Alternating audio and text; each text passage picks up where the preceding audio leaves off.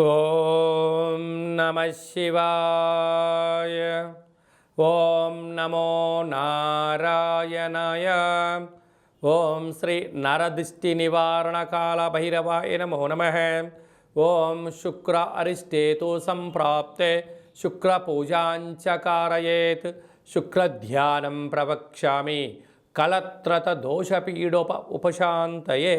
హరి ఓం. మా ఛానల్కి స్వాగతం. చూస్తున్న వీక్షకులకు ప్రేక్షకులకు ప్రియ కాళభైరవ భగవద్బంధులకి స్వాగతం పలుకుతూ మమ్మల్ని ఎంతగానో ఆదరిస్తూ ఉండబడినటువంటి ప్రియ సోదర సోదరీమణులకు అందరికీ స్వాగతం పలుకుతూ జ్యోతిష్య అభిమానులకు సనాతన ధర్మ వీక్షకులకు సంరక్షణ అందరిపైనను శుక్ర భగవానుడి యొక్క ఆశీస్సులు ఉండాలని కోరుకుందాం. శుక్ర భగవానుడు అనగానే కలత్రతకారకుడు, యోగకారకుడు, భోగకారకుడు, సంపూర్ణ నూతనమైనటువంటి జీవితాన్ని ప్రారంభించాలి అనుకుంటున్న వారందరికీ నిండా ఐశ్వర్యం, ఆరోగ్యం, ధనం, ఇహపరమైన సుఖ సౌఖ్య భోగ భాగ్యాలను కలిగించేటువంటి వారే శుక్ర భగవానుడు.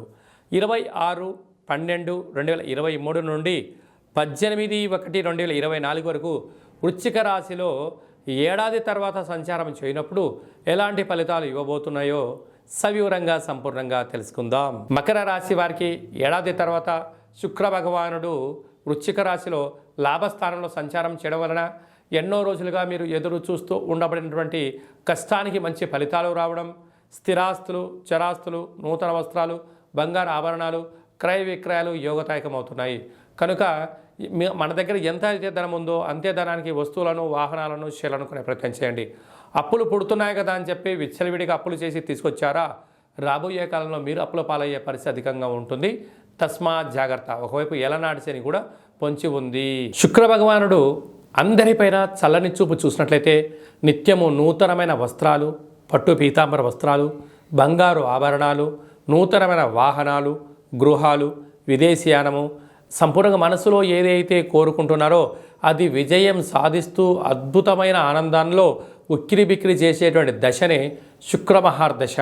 అందుకే చాలామంది అదృష్టవంతుని ఎవరు ఆపలేరు అని ఎలా చెప్తారో వాళ్ళు మట్టి పట్టుకున్న రియల్ ఎస్టేట్ వ్యాపారంలో కోట్లు సంపాదించడం, భవన నిర్మాణ కార్యక్రమాల్లో కోట్లు సంపాదించేస్తూ వ్యాపార సామ్రాజ్యాన్ని వారి యొక్క చూపుతో కట్టి చేసే శక్తి శుక్ర భగవానుడికి మాత్రమే ఉంటుంది.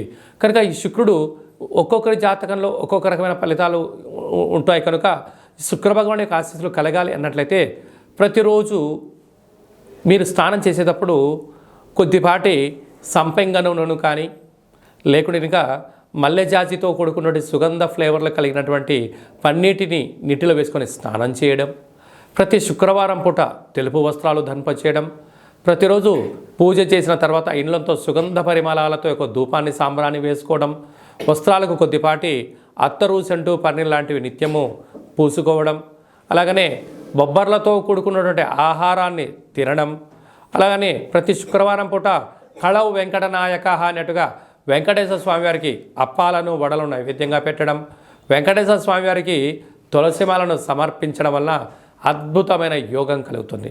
అలాగనే ప్రతి శుక్రవారం పూట ఉదయం 6 గంటల నుండి 7 గంటల వరకు శుక్రహోర జరుగుతూ ఉంటుంది. కనుక తెలుపు వస్త్రాలను ధరింపచేయడము, ఇల్లంతా ధూపాలతో అంటే మంచి ఫ్లేవర్లతో సుగంధ పరిమళాలను ఉంచుకోవడం వల్ల శుక్రుడి యొక్క ఆశీస్సులు కలుగుతాయి. అలాగనే స్నానం చేసేటువంటి కాల సమయంలో మీ యొక్క బంగారు ఉంగరాన్ని రాగి చెంబులో ఉంచి ఆ తదనంతరం స్నానం చేయడం వలన సంపూర్ణమైన సువర్ణమయం మీ యొక్క జీవితంలో స్వాగతం పలకడానికి అవకాశం ఉంటుంది. అలాగనే ఒక తెలుపు వస్త్రంలో బొబ్బర్లను పోసి సూర్యభగవానికి నమస్కారం చేసుకొని 20 సార్లు ఓం ద్రాం ద్రీం ద్రోం సహ శుక్రాయ నమః అనేటి మంత్రాన్ని ఉచ్చరింపచేసుకొని ఈ యొక్క తెలుపు వస్త్రంతో కూడుకున్నటువంటి ఈ బొబ్బర్లను బ్రాహ్మణుడికి దానం ఇవ్వడం వలన అఖండ ఐశ్వర్యం కలుగుతుంది. పక్షులకు దానం చేయడం వలన మీకు రుణ సమస్యలు, రోగ సమస్యలు, గృహ భవన కార్యక్రమాల్లో ఉండబడిన ఆటంకాలు, భార్యాభర్తల మధ్య ఉండబడిన విభేదాలు తొలగిపోతాయి. అలాగనే గోమాతకు ఆహారంగా ఏర్పాటు చేయడం వలనట్లయితే సంచిత, ప్రారబ్ధ, ఆగమి కర్మలు కూడా తొలగిపోతాయని చెప్పి గమనించాలి. ఇంకనూ మీరు ఇవంతనూ రోజు కుదరదండి, చేయలేమండి, ధాన్యం చాలా ఖర్చు అవుతుందండి, ఈ సమయానికి నీళ్లు, పక్షులు, బ్రాహ్మణులు దొరకలేదు అనుకుంటున్న వారందరికీ ఒక అద్భుతమైనటువంటి ఏమిటయ్యా అంటే శుక్రగ్రహ కల్పవృక్ష దేవత అంటారు.